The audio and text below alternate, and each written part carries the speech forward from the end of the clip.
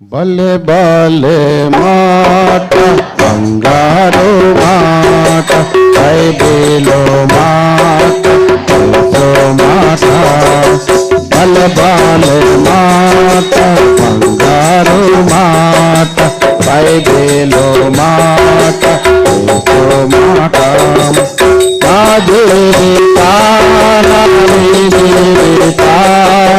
మరువని మాట యేసు మాట నా జీవితాన మరువని మాట యేసు మాట భలే భలే మాట బంగారు మాట బైబిలు మాట యేసు మాట భలే భలే మాట బంగారు మాట బైబిలు మాట యేసు మాట. కూర్చోండి.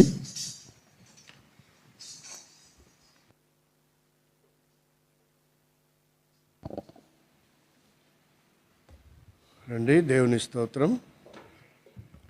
తిరిగి సజీవ లెక్కలోంచి ఈ రెండవ ప్రభదినంలో బేతెల్లో మీతో కలిసి ఉండే దాని కృప చూపిన దేవదేవునికి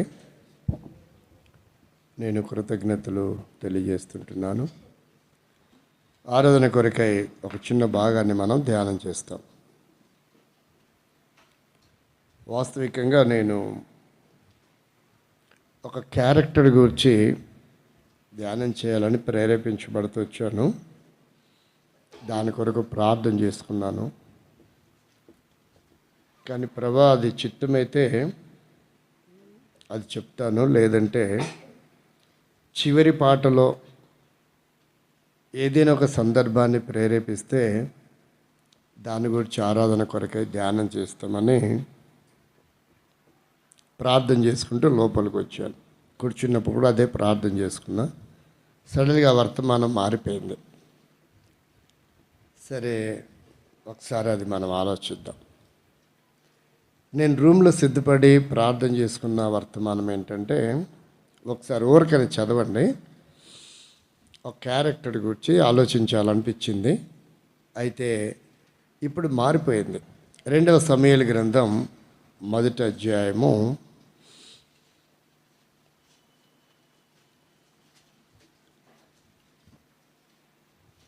2వ సమూయేలు గ్రంథం 15వ అధ్యాయము మొదటి 3 వచనాలు చదవండి.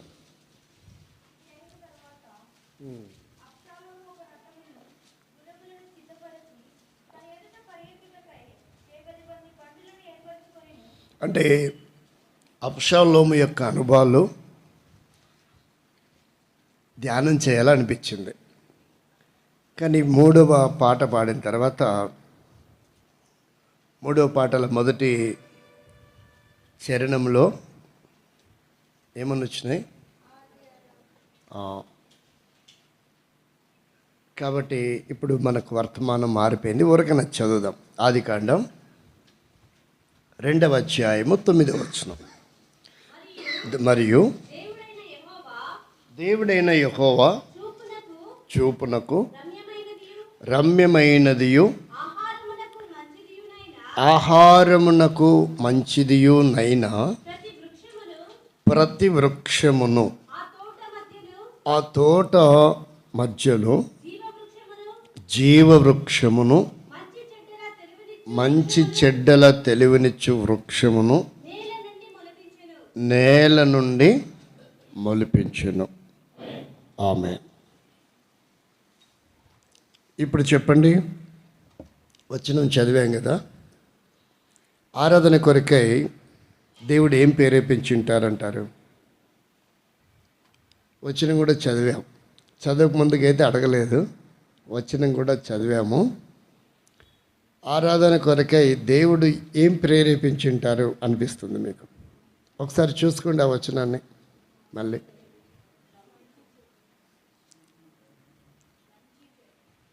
మంచి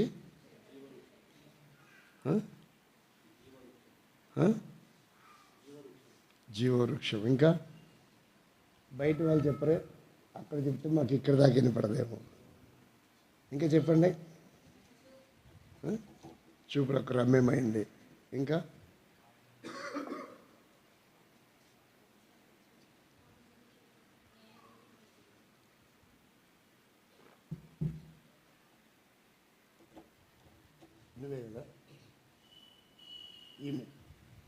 ఆమంటుంది, నేను దేహానికి లింగ భేదం కానీ వాళ్ళతో నేను కూడా సమానమే, ఇన్స్ట్రుమెంట్స్ నేను కూడా అన్ని ప్లే చేయగలను, జస్ట్ నాకు కూడా కొంచెం ఎంకరేజ్ చేయండి అన్నట్టు. సరే, ఈ సమయంలో ప్రియ సహోదరుడు చాలా 100% నన్ను ఎంకరేజ్ చేశాడు. యేసురత్నం గారిని ప్రభునామములో అభినందిస్తున్నా. అసలు ఆ జీవవృక్షము ఏమైపోయింది? అసలు అది ఎక్కడుంది? దాని ఆది ఆ దంపతులు ఎందుకు భుజించలేకపోతూ వచ్చారు? ప్రస్తుతం అది ఏమైంది? అసలు ఉందా లేదా? ఒకవేళ ఉంటే ఎక్కడుంది? దానికి ఒక క్రైస్తవ సమాజానికి ఉన్న అభినవ సంబంధం ఏంటి అనే విషయాన్ని మనం కొన్ని నిమిషాలు ధ్యానం చేస్తాం. 10:30 అయింది. ప్రభు ఇచ్చిన నడిపింపు కొలది ఆలోచిస్తాం. ప్రస్తుతము ఆ జీవవృక్షం అనేది ఎక్కడుండాలి? ఒక భూభాగంలో ఉండాలి. ఎక్కడుండాలి? ఒక భూభాగంలో ఉండాలి. ఒక క్షేత్రం కావాలి దానికి. ప్రస్తుతము అది ఏ క్షేత్రంలో ఉండింది అనేది మనందరికీ తెలుసు. ఏ క్షేత్రంలో ఉండింది? ఏదేనులో ఉండింది. ఎక్కడ ఉండింది? ఏదేను అనే భూభాగంలో ఉండింది. అసలు ఆ ఏదేను అనేది ఎక్కడుండింది అనేది మనం ఆలోచించాలి. ప్రస్తుతము ఒకప్పుడు పూర్వము అరేబియాలో ఏదేను ఉండింది. పూర్వకాలము ఎక్కడుండింది? అరేబియాలో ఏదేను ఉండింది. ప్రస్తుతం ఏదేను అనే ఆ భూభాగము ఆర్కియాలజీ ప్రకారంగా పరిశీలించినప్పుడు ప్రస్తుతం ఆ ప్రాంతానికి అనాటోలియా అని పిలువబడుతుంది. ప్రస్తుతం ఏదేను అనే ఆ ప్రాంతము పూర్వకాలంలో అరేబియాలో దేవుడు దాన్ని ప్రారంభించాడు. ఇప్పుడు ఆ ప్రాంతము ఏమని పిలువబడుతుంది? అనాటోలియా అని పిలువబడుతుంది. కానీ ఎందుకు దేవుడు జీవవృక్ష ఫలమును తిననివ్వలేదు? ఒకసారి చూడండి, 3వ అధ్యాయం 23-24 చదవండి. దేవుడైన యెహోవా అప్పుడు ఆయన ఆదామును వెళ్ళగొట్టి ఏదేను తోటకు తూర్పు దిక్కున కెరూబులను జీవవృక్షమునకు పోవు మార్గమును కాచుటకు ఇటు అటు తిరుగుచున్న ఖడ్గజ్వాలను నిలువబెట్టెను. ఇటు అటు తిరుగుచూ ఉన్న, ఎందుకని? ఇప్పుడు అది తినకూడదు, దాన్ని తిన్నారు. సరే, వారు పశ్చాత్తాపపడి ఈ పండు కూడా తినడానికి దేవుడు ఎందుకు అవకాశం ఇవ్వలేదంటారు? 23 ఒకసారి చదవండి. దేవుడైన యెహోవా అతడు ఏ నేల నుండి తీయబడెనో దాన్ని సేద్యపరచుటకు ఏదేను తోటలో నుండి అతనిని పంపివేశను. అసలు ఎందుకు పంపాల్సి వచ్చింది? ఏ ప్రణాళికతో దేవుడు 7వ వచనం చదవండి. అప్పుడు 7వ వచనం, దేవుడైన యెహోవా నేల మట్టితో నరుని నిర్మించి వాని నాసికా రంధ్రంలో జీవవాయువును ఊదగా నరుడు జీవాత్మ ఆయను. తర్వాత దేవుడైన యెహోవా తూర్పున ఏదెనులో ఒక తోట వేసి తాను నిర్మించిన నరుణ్ణి దానిలో ఉంచెను. మరి ఇంత గొప్ప అద్భుతమైనటువంటి ప్రణాళికతో దేవుడు అతన్ని నిర్మించి తోట వేసి సేద్యపరచాలి, తను చల్లపూట వారితో సంభాషించాలి, ఇంత గొప్ప ప్రణాళిక ఏర్పాటు చేసుకున్న దేవుడు ఎందుకు తోట నుంచి వెలివేసింటాడంటారు? ఒకటి. రెండవది, ఆదాము తక్కువవాడు, మనిషి కనుక మనిషి తన జీవితంలో ఎప్పుడైనా ఒక పొరపాటు దొరలిపోయే అవకాశం ఉంది, జరిగే అవకాశం ఉంది. ఎన్ని పొరపాటు చేశాడు ఆదాము? 2 అధ్యాయంలో లేదా 3 అధ్యాయం అనుకుందాం. ఎన్ని పొరపాటు చేశాడు? ఎన్నిసార్లు పొరపాటు చెప్పాడు, తప్పు చేశాడు? ఒకే ఒక్కసారి. కానీ ఎందుకు దేవుడు ఆ ఒక్కదానిని క్షమించలేకపోయాడు? చెప్పండి. కృప చూపుటకు ఆయన ఎవరంట? ఏం చూపటానికి? ఎక్కడ రాయబడింది ఈ మాట? ఒకటి. ఎక్కడ రాయబడిందంటే మీరు రెఫరెన్స్లోకి వెళ్తున్నారు. సింపుల్ ఆన్సర్ చెప్పాలా, బైబిల్లో రాయబడింది అని అంత సింప్లిసిటీగా ఉండకుండా కొంచెం ఓల్డ్ టెస్ట్మెంటా న్యూ టెస్ట్మెంటా అని చెప్పాలి, పక్కన పెడదాం. రెండవది ఏంటి అంటే ఆయన కోపము నిమిషం మాత్రముండును, మరి వాత్సల్యత ఇప్పుడు అది ఎక్కడ రాయబడింది? ఎస్. ఇప్పుడు ఆదాము ఏ నిబంధనకు చెందినవాడు? మరి ఎందుకు ఈ వాక్యం పనిచేయలేదు? నేను ఇలా ఆలోచిస్తా, మీరు ఎలా ఆలోచిస్తారో నాకు తెలియదు. అంటే మీ అంత విఘ్నుని కాదు, మీరు వక్తలు, మహావిఘ్నులు, మీరు వేరేలాగా ఆలోచిస్తారు.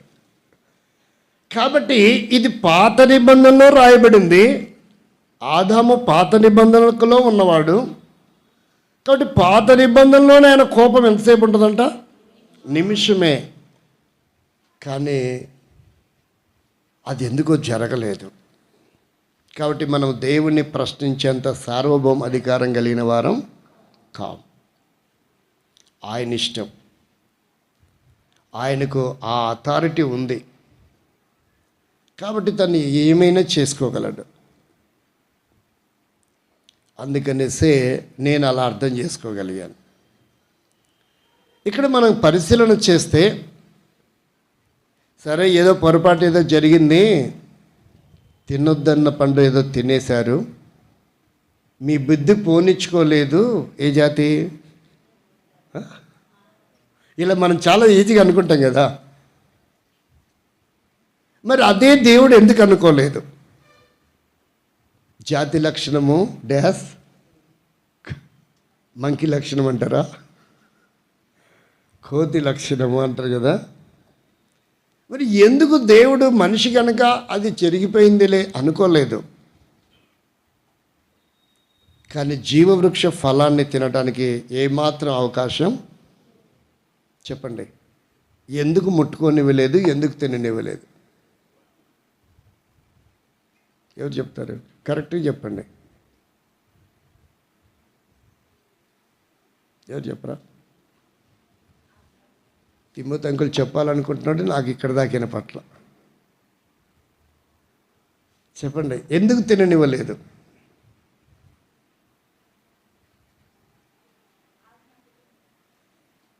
కాదు తల్లి, నాకు కొంచెం నా ప్రాబ్లం, నా బాధ అర్థం చేసుకోండి. ఎందుకు జీవవృక్ష ఫలాన్ని తిననివ్వలేదు? అది తింటే తప్పే ఉంది, ఇది కూడా తినమనొచ్చు కదా. ప్లేట్లో 2-3 వడ్డిస్తారు, ఒకటే తింటే మీరు ఊరుకుంటారా? ఆ? ఏం చేయమంటారు? నీకెలా తెలుసయ్యా? వండే వాళ్ళు చెప్పాల్సింది నువ్వు చెప్తావు అంటే వచ్చే లైఫ్ పార్ట్నర్కి ఇంత కోఆపరేషన్ చేస్తావా? ఉండే ఉంటుంది ఎక్కడో చోట, పక్కన పెట్టప్పుడు. ఇక్కడ విషయం ఏంటంటే, తినకూడదు అని చెప్పిన పండు తినటం వలన వారు దేవునికి ఏమవుతూ వచ్చారు?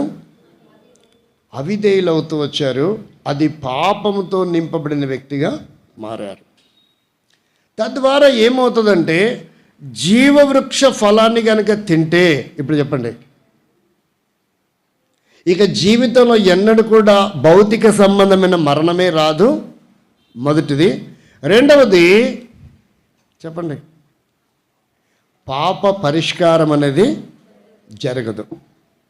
అంటే యుగ యుగములు వారు ఎలా ఉండిపోయేవాళ్ళు? సజీవంగానే ఉండేవాళ్ళు. కాబట్టి ఒకవేళ మరలా ఎలాగైనా పొరపాటు పడ్డాం తూచా అని తింటారేమో అని ఏం చేశాడు? ఇప్పుడు ఇలా ఆలోచించాల వాక్యాన్ని. ఒకవేళ మేబీ తింటారేమో అని వెళ్ళగొట్టడమే కాదు, దానికి మరలా ప్రవేశమే లేకుండా ఏం చేశారంట? ఖడ్గజ్వాలలు. ఈరోజు వాచ్మెన్లు ఎక్కడి నుంచి వచ్చారంట? తెలుసు ఎవరికన్నా? ఏ గ్రంథంలోనైనా ఉందా? అసలు భటులు అంటే ఎక్కడి నుంచి వచ్చారు? వాచ్మెన్ ఎక్కడి నుంచి వచ్చారు? గేట్ కీపర్ ఎక్కడి నుంచి వచ్చాడు? ఎప్పుడైనా ఆలోచించారా? స్టార్టింగ్లో మొదటి గ్రంథంలోనే 3వ అధ్యాయంలో ఎవరి పడితే వారు ఇతరులు లోపలికి ప్రవేశించకుండడానికి కొరకై అక్కడ ఎలాంటి వ్యక్తులంట? కాబట్టి కొంతమంది ఏమంటారంటే, ఏ ధర్మం వాళ్ళు? ఏ ధర్మం వాళ్ళు? నూతన, దాని వ్యతిరేకం చెప్పండి, ఆపోజిట్.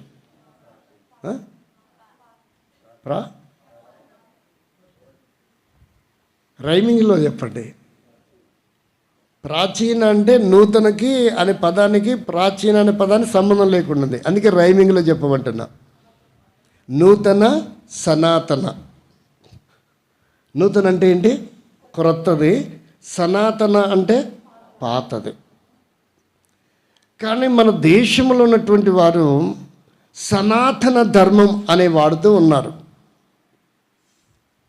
నేను కూడా ఆ ప్రేమ మ్యారేజ్కి వచ్చిన దినాల్లో కూడా వాడుతూ వచ్చాను. కాలక్రమేణా నేను ప్రార్థన చేసుకుంటూ ప్రభుతో గడుపుతూ ఉన్నప్పుడు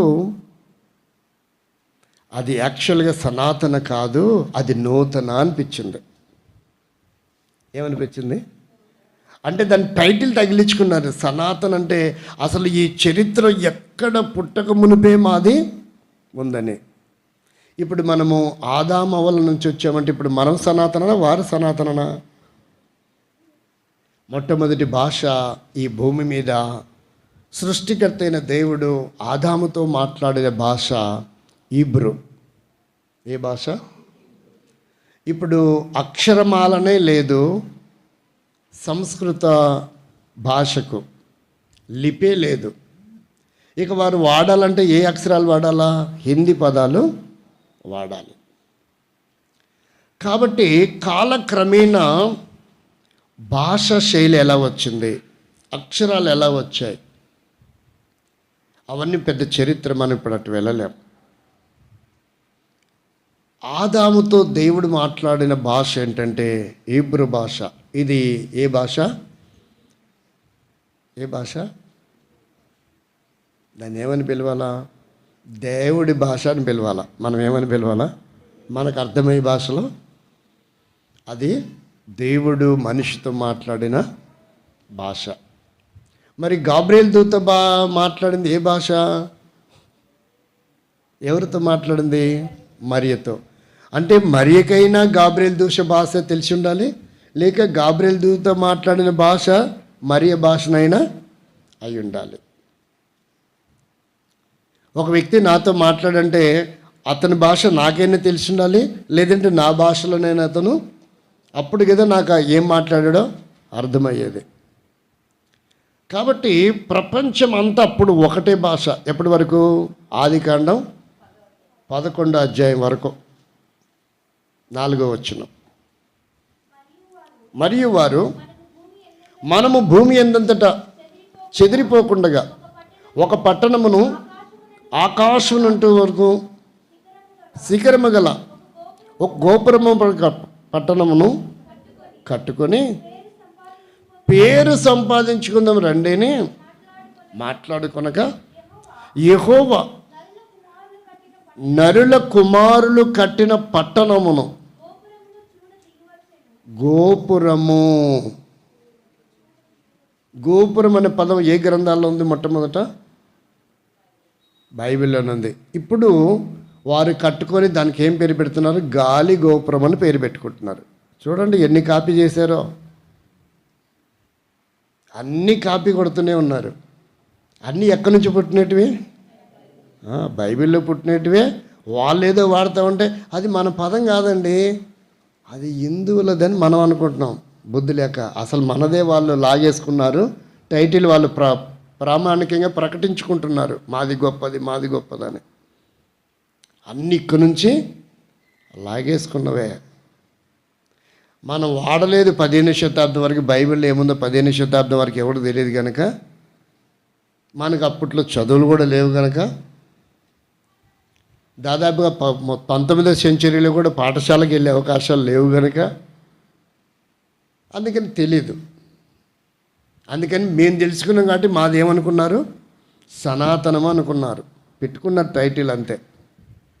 నాకు అర్థమైంది ఏంటంటే నూతనము. అదేంటిది? ఇప్పుడు ఈ ఊర్లోనే పుట్టి పెరిగి తాత ముత్తాతల కాలం నుంచి ఉన్న వాళ్ళు సనాతనం అవుతారా? 2023లో వచ్చి ఏదో చిన్న రోడ్డు పక్కన సెట్ వేసుకొని ఉన్నవాడిని సనాతనం అవుతానా? నేను అనుకో. రాలేదనుకోండి, రాని వారు కూడా మీరు ఎమకొట్టుడు కొడతారు. చెప్పండి, ఎవరు సనాతనం అవుతారు? ఇక్కడే తాత ముత్తాతల కాలం నుంచి ఉన్నవారు సనాతనం అవుతారు. 2023లో వచ్చి రోడ్డు పక్కన ఒక చిన్న షెల్టర్ లాగా వేసుకొని జీవించేవాడు సనాతనం కానేరడు, ఒకవేళ తను అనుకున్నప్పటికీ. కాబట్టి ఇలాగున్న మనం పరిశీలన చేసుకోవాలి. ఇక్కడ ఈ పుస్తకంలో రాయబడింది, మనము దిగి వెళ్ళి వారి భాష ఒక్కటిగా ఉండకుండా తారుమారు చేద్దాం. ముందు వారిని చెదరగొట్టి, చదవండి ఆ వచనం. అలాగే యెహోవా అక్కడి నుండి భూమి ఎందంతటా వారిని చెదరగొట్టిన గనుక మానిరి. బాబేలు. బాబేలు ఇప్పుడు ఏమని పిలువబడుతుంది? ప్రస్తుతం బాగ్దాద్. ఏమని పిలువబడుతుంది? ఏమని పిలువబడుతుంది? రామారావు అభిమానులు ఎవరైనా ఉన్నారా? ఒకప్పుడు ఉండ్రి కానీ పోయినారంటారా? బాగ్దాద్ గజ దొంగ అనే ఒక మూవీ వచ్చింది. ఏ మూవీ వచ్చింది? ఎవరికైనా ఐడియా ఉందా? అసలు ఐడియా ఉందా? చూడకపోయినా పక్కన పెడదాం. అయితే ఇప్పుడు లెక్కలో బాగ్దాద్ అని పిలువబడుతున్న ఈ భూభాగం ప్రారంభ దినాల్లో దానియేలు గ్రంథంలో ఏమని పిలువబడింది? ఈ భూభాగము బబులోను అని పిలువబడింది. బాబిలోనియా అనేది ఇప్పుడు కూడా ప్రపంచ పటంలో ఉంది. కానీ ఈ ప్రపంచానికి, సైంటిస్టులకి ఈ బబులోనియా అనే దానికి పూర్వం పేరు ఏంటి అని కనుక ఎత్తుకోవాలనుకో, ఖచ్చితంగా వాళ్ళు బైబిల్ చదవాల్సిందే. అప్పుడే అది బాబేలు అని వారికి అర్థమవుతుంది. అంటే బాబేలు ఇలా రూపాంతరం చెందుతూ వచ్చింది. బాబేలు, బబులోను, బాగ్దాద్. అంటే బా అనేది పోలేదు కదా. కొంతమంది పేర్లు పెట్టుకుంటే ఏమని పెడతారు? ఏదో ఒక అక్షరం పరిగేరుకున్నట్టు ఏరుకొని 2-3 అక్షరాలు కలిపి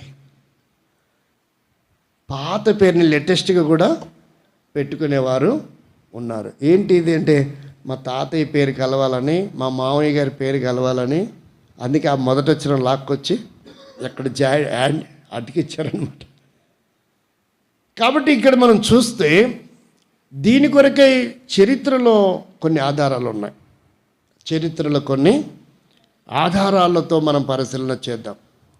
అంటే ప్రభు నాకు ప్రేరేపించిన తలంపులు కొన్ని ఉన్నాయి, ఊరికి అలా చెప్పేసి ముగిస్తాను. మనం దీంట్లో ఆరాధించటానికి ఏముందా అని కూడా మనకి క్వశ్చన్ వస్తుంది. ఎందుకంటే నేను ఒక చోటుకి వెళ్తే వాట్స్నెట్ సర్వీస్ రోజు ఆయన ఆరాధన వర్తమానం చెప్పమంటే ఏం చెప్పాడో ఆయన అడిగా. దేవుడికి చెప్పమన్నాడు, చెప్పాను. మరి మీరు ఆరాధన చేయలేదు ఏంటి అని అడిగిన.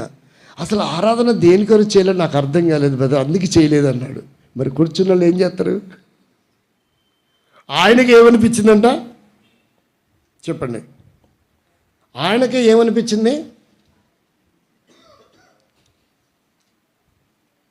ఎందుకు ఏం చెప్పాడో తెలియదు, ఏమని ఆరాధిస్తారు? అందుకే చాలామంది ఆరాధించలా.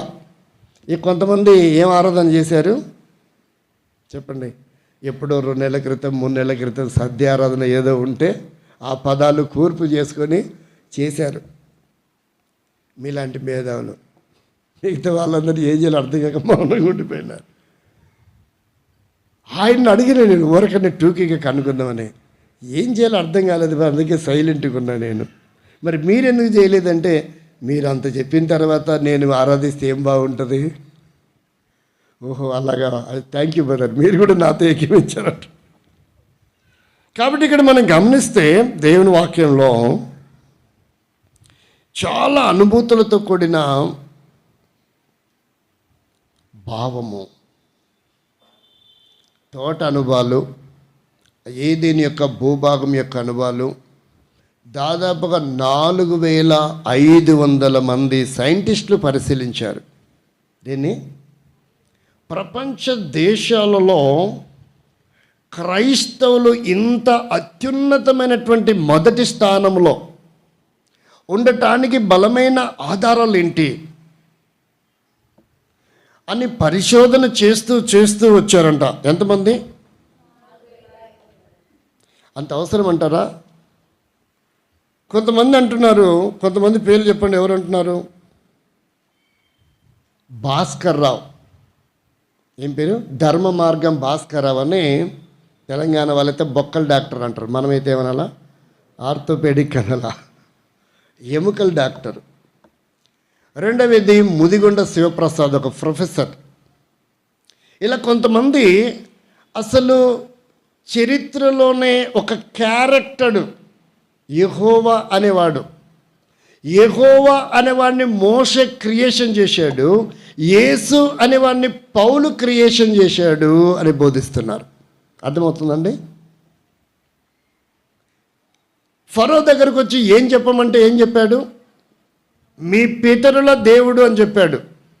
మా పితరుల దేవుడు, మా పితరుల దేవుడు అని చెప్పాడు. ఫరో దగ్గర బాగానే ఉంది. ఇశ్రాయేలుతో ఏమని చెప్పాడు? మీ పితరుల దేవుని సేవించడానికి మనం వెళ్దామని చెప్పాడు. పితరుల దేవుడు అంటే మా తాత దేవుడు మా నాన్నకు తెలియడా, మా నాన్న దేవుడు నాకు తెలియడా? అర్థమవుతుందా? ఇలా పుట్టించాడు. యెహోవా అనేవాడిని ఒక క్రియేషను చేశాడు. కాబట్టి యేసుక్రీస్తుని గురించి న్యూ టెస్టిమెంట్లో ఎక్కువ వాడింది ఎవరు? పౌలు చెప్పాడు. కాబట్టి యేసుక్రీస్తు అనే క్యారెక్టరు పౌలు పుట్టించాడు. మరి ఇప్పుడు యెషయా గ్రంథం 7వ అధ్యాయం 14 వచనం ఏం చేద్దాం? పుట్టక ముందు నుంచో ప్రవచనం.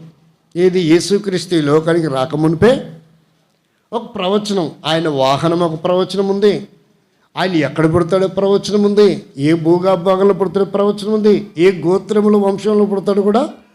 మరి ఇవన్నీ కూడా ప్రవచనాలు లేదంటే క్రియేషనా? అంటే వారికి తెలీదు గ్రంథం యొక్క గొప్పతనం. ఒక పనికి మాలిన కరుణాకర్ సుగుణ అనేవాడు రాశాడు. ఇక ఈ ఫోటోస్టాట్ అంటే ఇక్కడ జీరాక్స్, ఆ పదాలు పరిగి ఏరుకొని ఆ అక్షరాలు చదివి ఇది ఇంతే ఇది ఇంతే అంటున్నారు. అంతకంటే వేరేమీ లేదు. ఇప్పుడు మనం చూస్తే దానికి 4500 మంది ఉన్నారంటే అంత పెట్టుబడి పెట్టడం అవసరమా? లేని దాని కొరకు చెప్పండి. లేదు అనుకున్నప్పుడు అన్ని వేల మంది పరిశోధించడం, వారికి జీతభత్యాలు, సమయం ఎంత వృధా అవుతుంది. కాబట్టి లేదు కాదు, ఉంది కాబట్టి ఇంకా తెలుసుకోవాలని కొన్ని వేల మంది ఏం చేశారు? ప్రయోగాలు చేశారు. ఎన్ని వేల మంది? 4500 మంది. కొంతమంది వీరందరూ బైబిల్ని నమ్మారు. బైబిల్లో ఉంది కనుక ఇది ఉండొచ్చు అని పరిశీలన చేస్తూ వచ్చారు. దానికి ఒక పేరు పెట్టుకున్నారు, వరాన్ కమిషన్ ఆఫ్ చర్చెస్ అని పేరు పెట్టుకున్నారు. ఆ కమిటీకి వాళ్ళు, ఆ టీం ఏమని పెట్టుకున్నారు? వరాన్ కమిషన్ ఆఫ్ చర్చెస్ అనే కమిటీ వారు ఇలా పరిశోధన చేస్తూ వచ్చారు. ప్రస్తుతము ఎక్కడుందని కనిపెట్టారంటే ఆ భూభాగము అనాటోనియా అనే అరేబియా దేశంలో. ఎక్కడ అంటే ఎంత దూరం ఉందా? మనకి దగ్గర ఉందా? ఈ నదిలో, ఈ తోటలో నుండి అవీలా, ఎవరైనా పేరున్నారు ఇక్కడ? లేరా? అవీలా అనే ఒక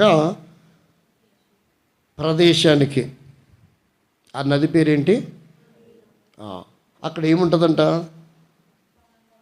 ఇప్పుడు అరేబియా నుంచి ఏం తెచ్చుకోవాల్సి వస్తుంది? అబ్బాయి అయితే 20 గ్రాములు తెచ్చుకోవచ్చు, అమ్మాయి అయితే 40 గ్రాములు. అంతకంటే ఎక్కువ తెచ్చుకుంటే కస్టమ్స్ వారు ఏం చేస్తారు? అక్కడ పట్టేసుకుంటారు. కాబట్టి ఇక్కడ మనం పరిశీలన చేస్తే ఇవన్నీ కూడా బైబిల్లో ఆధారాలు ఉన్నాయి. బంగారం ఎక్కడుంది? బంగారం ఎట్నుంచి వస్తుంది? మనకి ఎందుకు ఇంత రేట్ అయింది, వాళ్ళకి ఎందుకు అంత తక్కువ రేటు ఉంది? కాబట్టి అక్కడ అది లభ్యమవుతుంది. దేవుడు వారికి ఆ ప్రదేశంలో ప్రత్యక్షమవుతూ వచ్చాడు. అది ఎడారి అయిండొచ్చు, కానీ ఎడారిని కూడా దేవుడు తలుచుకుంటే ఏం చేస్తాడు? నీటి మడుగుగా చేస్తాడు. కాబట్టి దేవుని వాక్యాన్ని మనం పరిశీలన చేస్తే సత్యవేద గ్రంథంలో ఒక టీం వచ్చింది. ఇప్పుడు అనాటోనియా అని పిలువబడుతుంది. ఈ 2వ అధ్యాయము 14 వచ్చిన వరకు ఊరికైనా ఒకసారి ఆ మాటలు చదవండి. ఆదికాండం.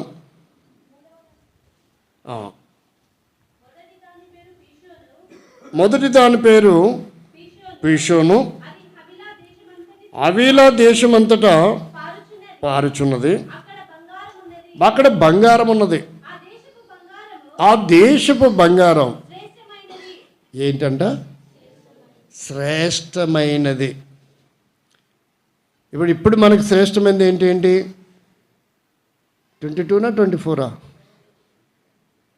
నాకు తెలిసి ఇవి తెలియదు, కానీ నాకు బైస్కిల్ గురించి తెలుసు.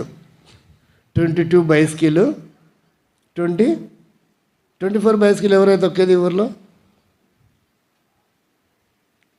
ఇక అయ్యవారే తొక్కాలి. అంటే హైట్ ఉన్న వాళ్ళు ఏం సైకిల్ తొక్కుతారు? అప్పుడు ఏం సైకిల్? Atlas and hero. 24 అంటే హైట్ ఉండాలి. ఇక నాలాంటి పొట్టోడైతే 22నో 20నో తెచ్చుకోవాలి.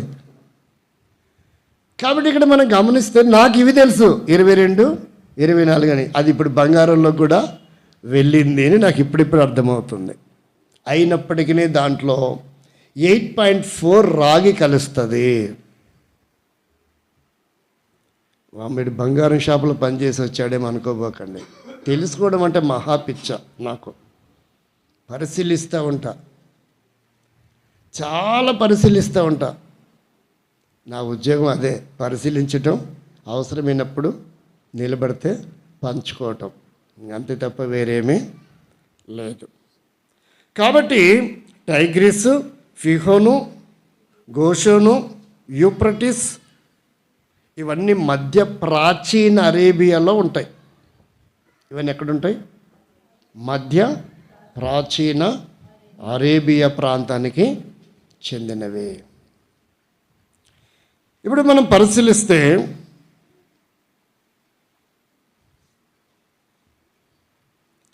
అయినప్పటికీ భారతదేశంలో ఉన్న వారందరి వాదోపవాదాలు బైబిల్కి దిగుదుడిపే. అంటే ఏమంటారు? బైబిల్కి వ్యతిరేకంగా ఏది ఆయుధము రూపించబడినా అది నిలవలేదు. ఎందుకంటే బైబిల్ బిబిలికల్గా, హిస్టారికల్గా, సైంటిఫిక్గా ఎన్నో ఆర్కియాలజీ ఆధారాలు కలిగినటువంటి గ్రంథం. అదేదో కల్పితమైనది పాత్ర కాదు. ఏదో ముగ్గురు నలుగురు కూర్చొని వరుసగా వాడి మనసులో పుట్టింది చెట్టు కింద కూర్చొనో పశువులు కాసుకుంటూ గ్రౌండ్లో కూర్చొని గేదెలు కాసుకుంటూ రాసింది కాదు. ఎన్నో ఆధారాలు కలిగిన ఏకైక గ్రంథం. మిగతా గ్రంథాలన్నింటికి ఆధారాలు లేవు, ఉన్నాయి అనుకోవచ్చులే, కానీ ఖచ్చితమైన ఆధారాలు అయితే లేవు. దేవుని వాక్యాన్ని మనం పరిశీలన చేస్తే, అయితే వారు కోల్పోయినటువంటి ఆ మహిమ, ఏం కోల్పోయారు? ఆ దంపతులు కోల్పోయారు. అప్పటిదాకా వారు దేహం మీద ఏ నూనె పోగులు లేకుండా ఉన్నారు. కానీ అది తిన్న తర్వాత ఏమైంది? వారు దిగంబరులని తెలుసుకోగలిగారు. వారు ఏమని తెలుసుకోగలిగారు? తద్వారా దేవునికి కుమారులుగా ఉండవలసిన ఆధిక్యత తనేమయ్యాడు? కోల్పోయాడు. మనం ఆ జీవవృక్ష ఫలాన్ని గురించి అసలు ఎక్కడుందో ఆ చివరిలో మనం ఒకసారి చదువుదాం. నేను ఒక 10 నిమిషాలు ముగించడానికి కొన్ని మాటలు చూస్తా. తద్వారా ఏమవుతూ వచ్చారంటే, కుమారుడిగా లేక కుమార్తెగా ఉండే ఆధిక్యత పోగొట్టుకున్నారు. ఎవరికి? దేవునికి. అంటే పెళ్ళి ఎవరికి అయింది ఇప్పుడు? ఆదాము అవ్వకి పెళ్ళి చేశాడు. చేసింది ఎవరు? అందుకే శుభలేఖలో ఏమని ఉంటుంది?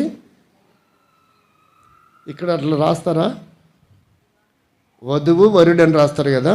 యాక్చువల్గా అయితే పెళ్ళి కుమారుడు, పెళ్ళి కుమార్తె. ఇప్పుడు పెళ్ళి అనేది కొట్టేసామనుకో పైన కింద, ఎవరు మిగులుతారు? కుమారుడు కుమార్తె. అంటే కుమారుడు కుమార్తె వీళ్ళిద్దరు ఏమవుతారు? అన్న చెల్లి అవుతారు. వీళ్ళకి పెళ్ళి అయింది. అంటే ఎవరికి వీళ్ళిద్దరు కుమారుడు కుమార్తె అంటే, దేవునికి ఆయన కుమారుడు, దేవునికి ఆయన కుమార్తె. చూసారా ఎలా వచ్చిందో? ఏ గ్రంథం అన్న చెప్పగలదా?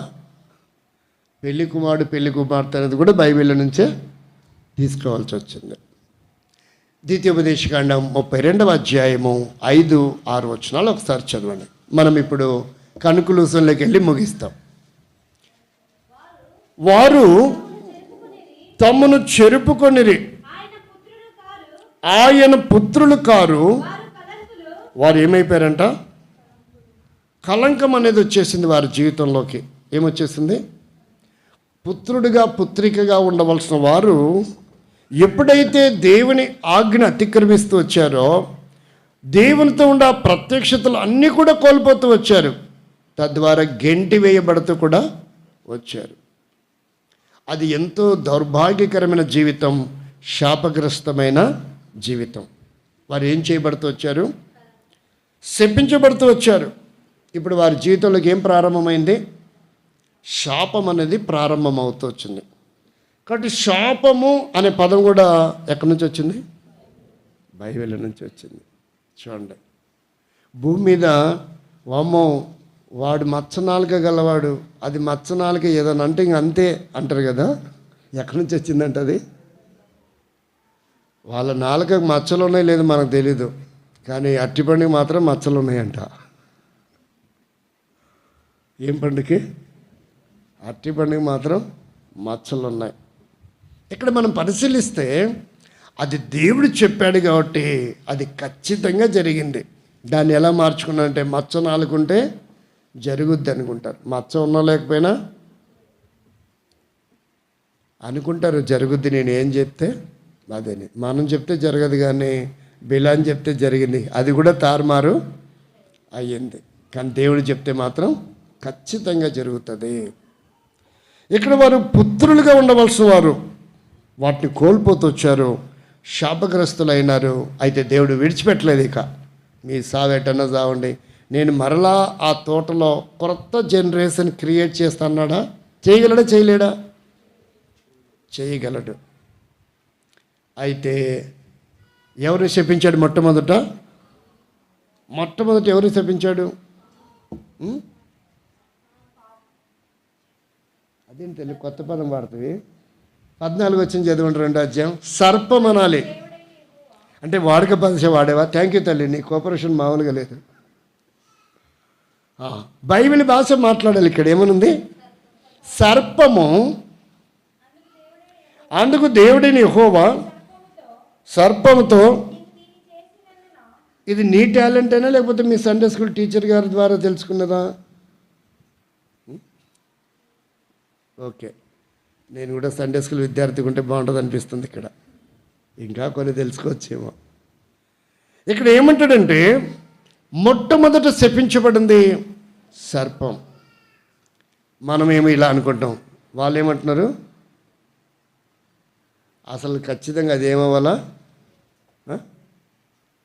మనం ఏమనుకుంటున్నాం? శపించబడింది. వాళ్ళు ఏమనుకుంటారు? దాన్ని మనం ఏం చేయాలా?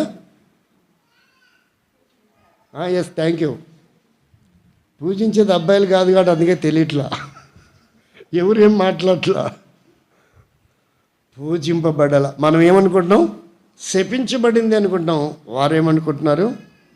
నేనైతే ఒక కొత్త ఆలోచన వచ్చింది నాకు ఇప్పుడే, ఇంతకుముందు లేదు.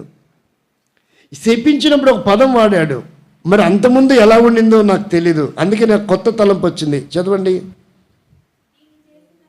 జీనిని చేసినందున పశువులన్నిటిలోనూ భూజంతువులన్నిటిలోనూ నీవు శపించబడిన దానవై. అంటే శపించబడిన తర్వాత కడుపుతో ప్రాకుతుంది. శపించబడక పూర్వం ఇప్పుడు చెప్పండి, ఉన్నాయేమో అనిపించింది నాకు. మీకు అనిపించిందా? ఇంతకుముందు ఇప్పుడు అనిపించింది, ఇంతకుముందు అనిపించిందా? ఇప్పుడు అనిపిస్తుంది. లేకపోతే ఈ మాట అనాల్సిన అవసరం, నీవు కడుపుతో ప్రాకుదువు, కడుపుతో ప్రాకుదువు. ఈరోజు కూడా పాము మన్ను తింటుందా? ఎంతమంది చూశారు? తప్పు. ఆ పాము తినింది మన్ను. ఈ పాములు, కప్పలు, ఎలకలు, అవసరమైతే మనల్ని కూడా తింటాయేమో.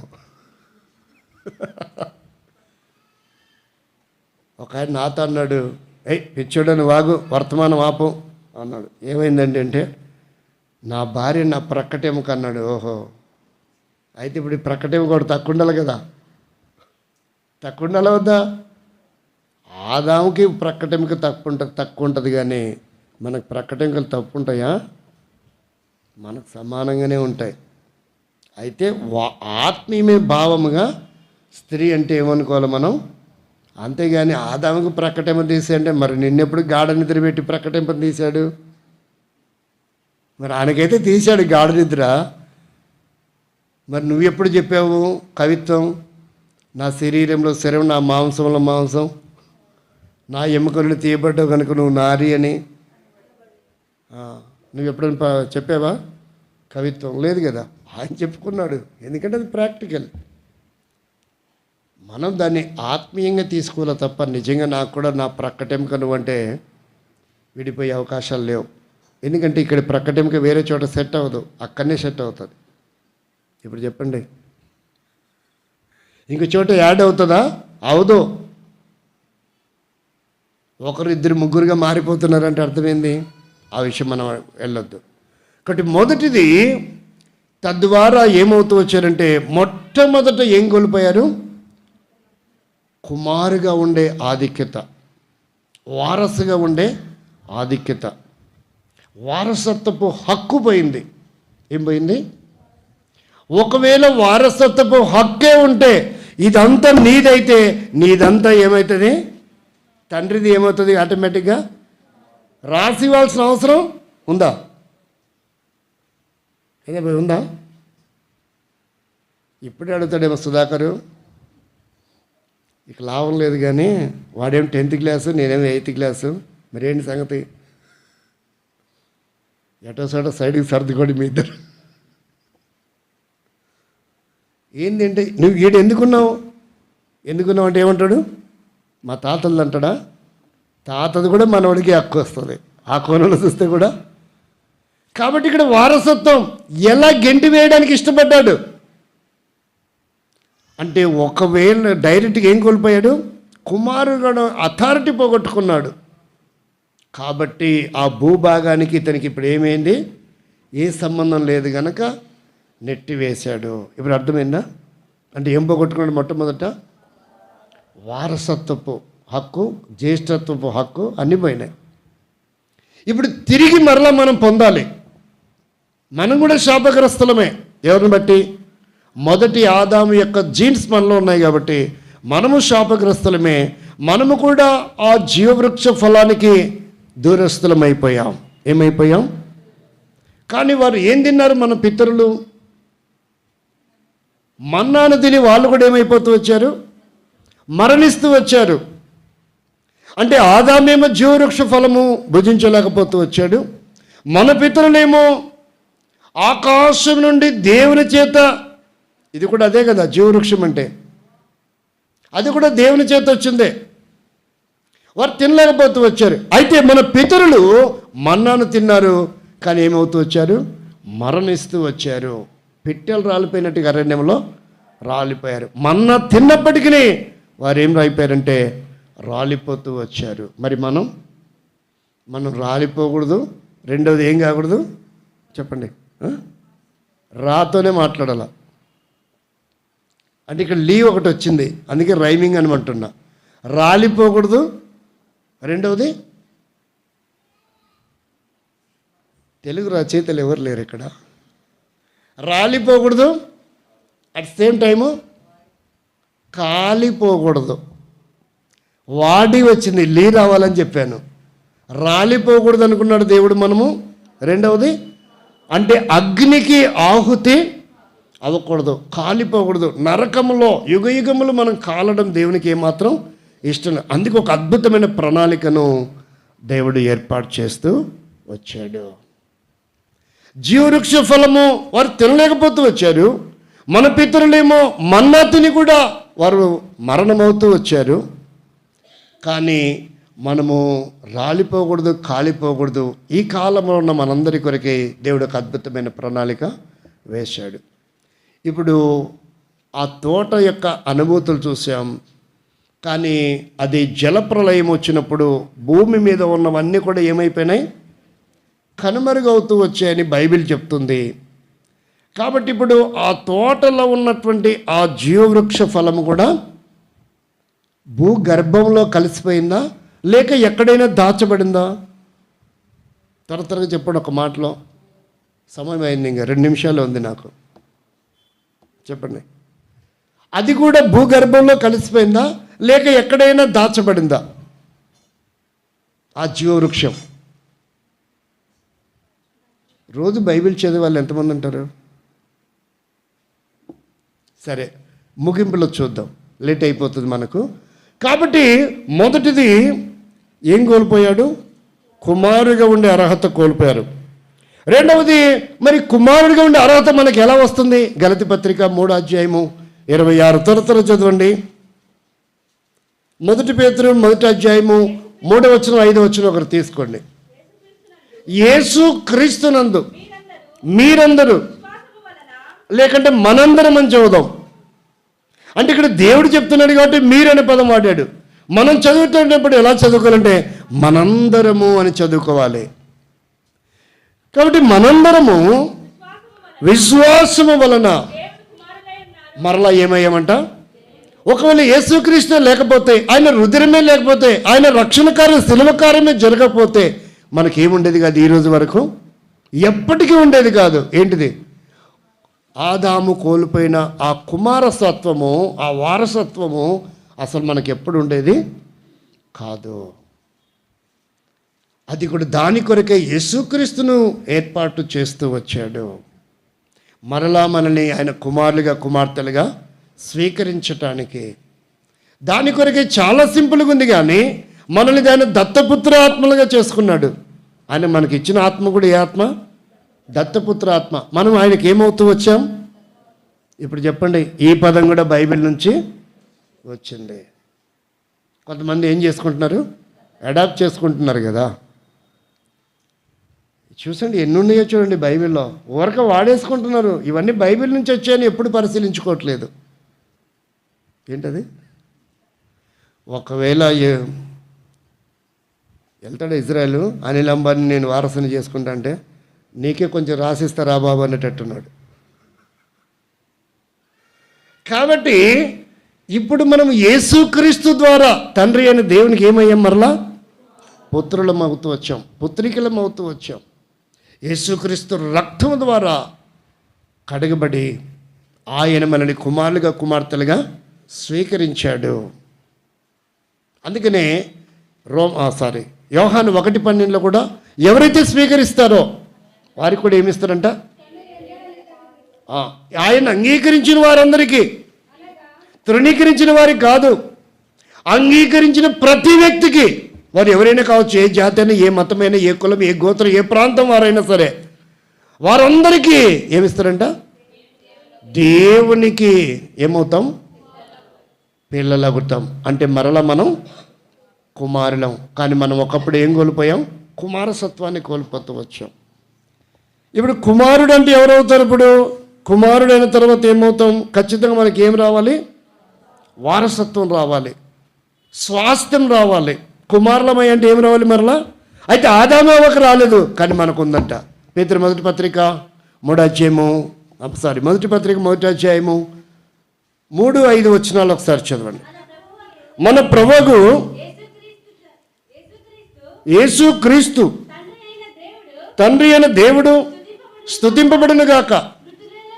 మృతులలో నుండి యేసుక్రీస్తు తిరిగి లేచుట వలన, ఒకవేళ యేసుక్రీస్తు తిరిగి లేవకపోయింటే, పునరుత్థానుడు కాకుంటే ఈ అధికారం వచ్చి ఉండేది కాదు. పౌలు అంతగా నొక్కి రాసి ఉండేవాడు కూడా కాదు. ఒకవేళ ఆయన పునరుత్థానుడే కాకపోతే మన విశ్వాసం కూడా ఏమవుతుందంట? వ్యర్థమే. మన ప్రయోగాలన్నీ కూడా బూడిదలో పోసిన పన్నీరుతో సమానమే. కాబట్టి ఆయన మొదట లేచాడు. ప్రథముడు పునరుత్థానుడైన వారెవరు? మన ప్రభువైన యేసుక్రీస్తు. అందుకే ఇంత పవర్ వచ్చింది. ఎంతోమంది వచ్చిండొచ్చు ఈ విశ్వంలోకి, కానీ పునరుత్థానులు ఎవరు? మరణము వారందరినీ మృంగివేసింది. సమాధిలో వాళ్ళు కుళ్ళిపోయారు, వారి మట్టిలో కలిసిపోయారు. కానీ యేసుక్రీస్తుని మరణం కానీ సమాధి కానీ ఏమీ చేయలేకపోతూ వచ్చింది. మరణము మృంగబడింది, సమాధి ఓడిపోయింది. ఆయన విజయుడై మృత్యుంజయుడు అంటే అది. మృత్యుంజయుడు అంటే ఎవరు? ఎవరైనా ఇక్కడ అజయుడు అని పేరుందా? అజయుడు, విజయుడు లేదా? పోనీ ధనుంజయుడు? ఏడ దొరికారా బాబు? పేర్లన్నీ ఇట్టాడు అని పెట్టుకుంటూ ఉంటారా? కాబట్టి అజయ్ అని పేరు పెట్టుకుంటారు, విజయ్ అని పేరు పెట్టుకుంటారు, ధనుంజయ్ అని పేరు కూడా పెట్టుకుంటారు.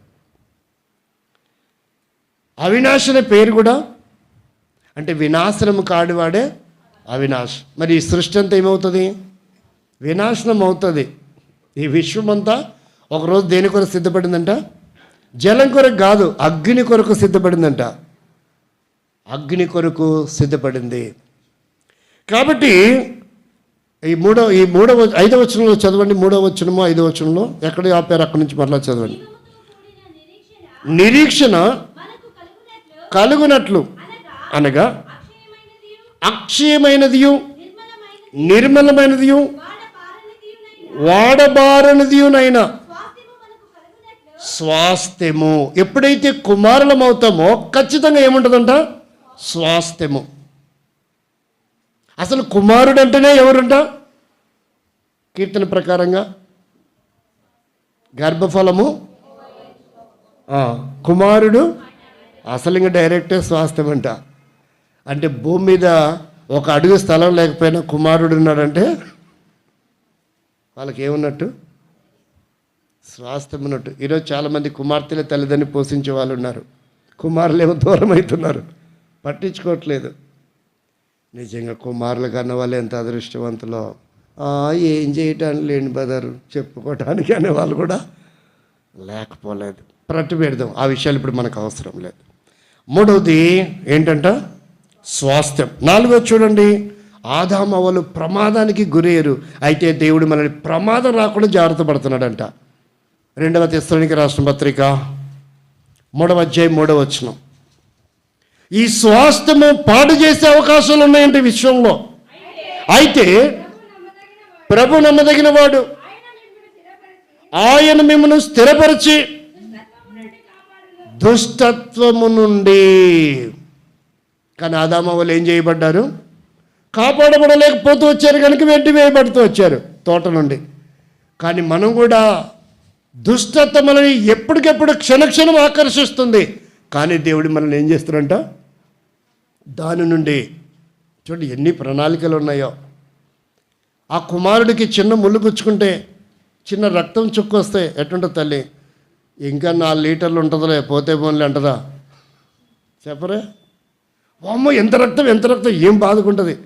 ఈమె హార్ట్ ఆడ ఫెయిల్ అవుతుంది, వాళ్ళ ఆయన ఫెయిల్ అవుతుంది. నీకు దండం పెడతాడు, ఆగవే నువ్వు పోతే మళ్ళీ లేనిపోయింది. పోతే పోన్లే అనుకునే వాళ్ళు కూడా ఉంటారు అనుకో, అది వేరే విషయం, పక్కన పెడతాం. ఎంత కంగారు పడుతుందో. పిల్లోడికి రక్తం వచ్చేటట్టు కొట్టాడు అని పోయి కేకలేసి పెద్ద గొడవలు అయితే ఇంకా కాపాడడము అంటే ఇప్పుడు అక్కడ ఆదామవ్వలు అక్కడ ఏం చేయలేపాడు? కాపాడలేక బయటికి గెంటి వేశాడు. కానీ మనకెంత గొప్ప ధన్యత! కుమారులమయ్యాం. రెండవది ఏంటంట? వారసులమయ్యాం విశ్వాసాన్ని బట్టి. మూడవది స్వాస్థ్యమయ్యాం. నాలుగవది కాపాడుతున్నాడు ఆయన మనల్ని పనిగట్టుకొని. దేని కొరకు? ముందుకెళ్ళి చూద్దాం. దేని కొరకు? జీవవృక్ష ఫలము భుజించడం కొరకంటే ఇవన్నీ చేసేది ఆయన. మనల్ని ఎందుకు ఇవి చేస్తున్నాడంటే ఆదామవ్వలకి లేని మనకి ఇవ్వడానికి. నాలుగవది చూసాం, కాపాడుతున్నాడు. ఐదవదిగా చూడండి, ప్రకటన 1:6 మనలను ప్రేమించుచు తన రక్తము వలన మన పాపముల నుండి విడిపించిన వానికి మహిమయు ప్రభావమును యుగయుగములు కలుగును గాక. ఆమేన్. ఇక్కడి నుంచి మనం చదువుదాం. ఆయన మనలను తన తండ్రియగు దేవుని కొరకు అంటే ఇప్పుడు దేవునికి మనం ఏమయ్యామంట? ఏ రాజ్యం? ప్రజారాజ్యం అంటారా? అది ఎప్పుడో కాంగ్రెస్లో విలీనం అయిపోయింది. ఇక కృష్ణ గారి మూవీ అంటారా? అది ఎప్పుడుదో నాకు తెలీదు, అది పురాతకాలం. అది ఇక్కడ ఏమంటాడంటే దేవునికి మనం ఏం కాబోతున్నాం? ఒక రాజ్యం, ఒక్కొక్కరు ఒక రాజ్యం అన్నమాట. ఇదంతా ఎవరు చేశారు? ఎన్ని కోట్ల మంది విశ్వాసులు ఉంటే అన్ని కోట్ల రాజ్యాలు ఎవరివి? దేవునివి. ఒక రాజ్యముగా దేవుడు అంటే ఇప్పుడు శాపగ్రస్తులమై యుగయుగములు నరకములో అగ్నిగుండంలో పడవలసిన మనము ఎన్ని అనుభూతులు మన కొరకై దేవుడు ప్రణాళిక ఏర్పాటు చేస్తూ వచ్చాడు చూడండి. ఆయనైతే తోట నుండే గంటి వేయబడుతూ వచ్చాడు, కానీ మనకైతే ఇలాంటి ఆధిక్యత ఏమాత్రం ఇవ్వలేదు. వాటికి అతీతమైనవి దేవుడు మనకి ఇవ్వడానికి ఇష్టపడుతున్నాడు. ఒక రాజ్యము. ఇంకోటి చూస్తే ఇంకోటి ఏంటి? ఒక 50 ఏళ్ళు వెనక్కి వెళ్తే ఏముంది మనకు? భారతీయులమని తెలియడంటే ఏముండేది? ఒక 50 ఏళ్ళు వెనక్కి వెళ్తే రేషన్ కార్డు ఉండేది. ఒక 50 ఏళ్ళు వెనక్కి వెళ్తే రేషన్ కార్డు, తర్వాత ఏ కార్డు? Vote card. ఇప్పుడు ఆ 2 కనుమరుగైపోయినాయి. పాస్పోర్టు, మూడవది ఏంటి? పాస్పోర్టు. ఇప్పుడు 4వది వచ్చి పరిపాలిస్తుంది. ఏంటది? ఆధార్. ఆధార్ అంటే ఇప్పుడు దేనికి సంబంధించిందని చెప్పండి. మనము భారతీయుడు అనడానికి ఏం నిర్ధారిస్తుంది? ఆధారు. మరి అసలు భారతీయుడు అంటే కాదు మనం ఎవరని తెలుసా? చదవండి. 6వది ఫిలిప్పీ 3:20. ఆధార్ మనకి ఏమని ముద్ర వేస్తుందో చూడండి. అది ఎక్కడి నుంచి వచ్చింది? ఆధార్ అనేది 2011లో భారతదేశంలో ప్రారంభమైంది. కానీ బైబిల్ ఎప్పుడు ప్రారంభమైందో చూడండి. మన పౌరస్థితి చూడండి. అంటే ఇండైరెక్ట్గా ఆధార్ అనేది ఎప్పుడు రాయబడింది? ఎక్కడుంది? ఆధార్ మనల్ని ఏమని గుర్తిస్తుంది? ఏమని ముద్ర వేస్తుంది? భారతదేశపు పౌరుడు అని చెప్పేదే ఏంటిది? ఆధార్. మరి ఇది ఎక్కడి నుంచి వచ్చింది అనుకున్నారు? ఏమండి సుధాకర్ గారు? ఎడ పట్టుకొచ్చారో రేనా మొరటోడు ఎటేటో తిప్పుతాడు, అన్ని వాక్యాలే కానీ ఎడ తీసుకెళ్ళిపోతున్నాడు. ఈరోజు భారతదేశంలో ఉన్న మనం వాడుకున్నవన్నీ కూడా ఎక్కడి నుంచి వచ్చాయి? బైబిల్ నుంచి వచ్చాయి. అంటే బైబిల్ ఎంత గొప్పదో ప్రతి వ్యక్తి పారాయణం చేయాలండి. భారతదేశము కాదు, ప్రపంచంలో ఉన్న ప్రతి పౌరుడు చదవాల్సిన ఏకైక గ్రంథం ఏంది? బైబిల్లో పిహెచ్డీ చేయండి, సంతోషిస్తా. అంటే వేరే పిహెచ్డీ చేస్తే సంతోషించరని కాదు. భూమి మీద 1,00,000 పిహెచ్డీలు చేసినా రక్షణ లేకపోతే నరకానికి వెళ్తాడు. అది నా బాధ. ఎన్ని పిహెచ్డీలు చేసినా, 1,00,000 పిహెచ్డీలు చేసినా రక్షణ లేకపోతే నరకానికి వెళ్ళాల్సిందే. కనీసము తెల్లారులేసి ఇలా నాలుక గోక్కోవడానికి కూడా ఆ పిహెచ్డీ సర్టిఫికెట్లు పనికిరావు. నాలుక గోకితే తడుస్తుంది కదా, ఎలాగో తడిస్తే చినిగిపోతాయి, దానికి కూడా పనికిరావు మన పిహెచ్డీలు. కానీ మన పౌరసత్వం ఎక్కడది ఉండాలంట? కాబట్టి భూమి మీద రేషన్ కార్డు ఉన్నా లేకపోయినా, స్థలం ఉన్నా లేకపోయినా, ఓటు కార్డు ఉన్నా లేకపోయినా, పాస్పోర్ట్ ఉన్నా లేకపోయినా, ఆధార్లో నమోదు అయినా ఒకపైన, అదేంటంటే ఇప్పుడు కొత్తగా వచ్చింది కేవైసీనే ఏంటిది, ఏంటంటే అది లేకపోతే కూడా పేచి గొడవలు సమస్యలు. అది లేకపోయినా పర్లేదంట. నీకంటే ఏముండాలి? పరలోక పౌరసత్వం. మరి ఆదాముకి పౌరసత్వం అంటే గెంటి వేయబడేవాడేనా? లేదు. కానీ దేవుడు మనకేమిచ్చాడు? 6వది పరలోక పౌరసత్వం. చివరికి 7వది ఏమిచ్చాడో తెలుసా? చదవండి. 17వ అధ్యాయం యోహాను సువార్త 22వ వచనం. 7వ అధ్యాయం 17, 22. మనము ఏకమై ఉన్నలాగున వారును ఏకమై ఉండవలనని నీవు నాకు అనుగ్రహించిన మహిమను. 7వది ఏంటంట? మహిమ. ఈ మహిమ ఎవరిది? అసలు మనది కాదు. ఇది యేసు క్రీస్తు కొరకు ఇవ్వబడిన ఆ మహిమ, ఆయనకి ఇవ్వబడిన ఆపర్చునిటీ నీకు నాకు దేవుడు అనుగ్రహించేస్తున్నాడు.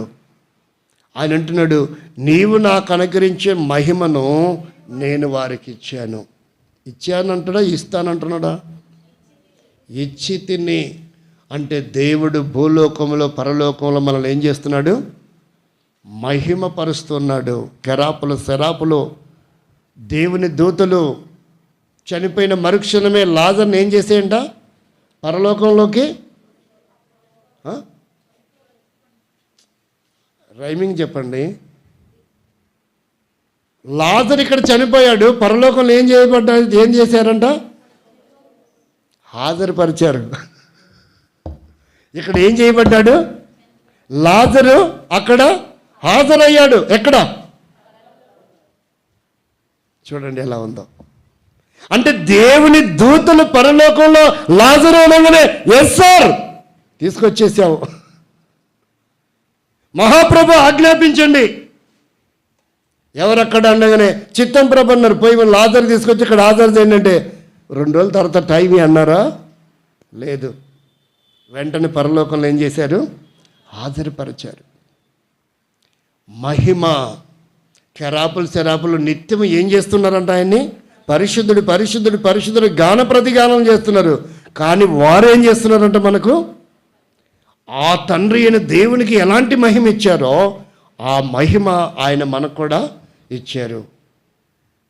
సృష్టిలో ఉన్న దూతల ఘనమంతా కూడా మన మహిమ కొరకై మనకు పరిచర్య చేస్తూ ఉన్నాయి. ఆయనకు ఏ ఘనత ఇచ్చారో రాజైన దేవునికి మనము కూడా ఎవరం? యువరాజులం, యువరాణులం. అదే ఘనత దూత గణములలో మనకు కూడా చేస్తున్నారు. ఇప్పుడు మనకు ఒక తరుణం ఇవ్వబడింది.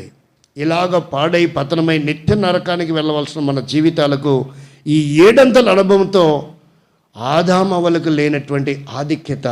వారు అక్కడ ప్రక్కన ఉండి జీవవృక్ష ఫలాన్ని తీసుకోలేకపోయారు, భుజించలేకపోయారు. అయితే నీకు నాకు దేవుడు ఇవ్వాలనుకుంటున్నాడు. ఆ చివరి వచ్చిన చదువుదాం.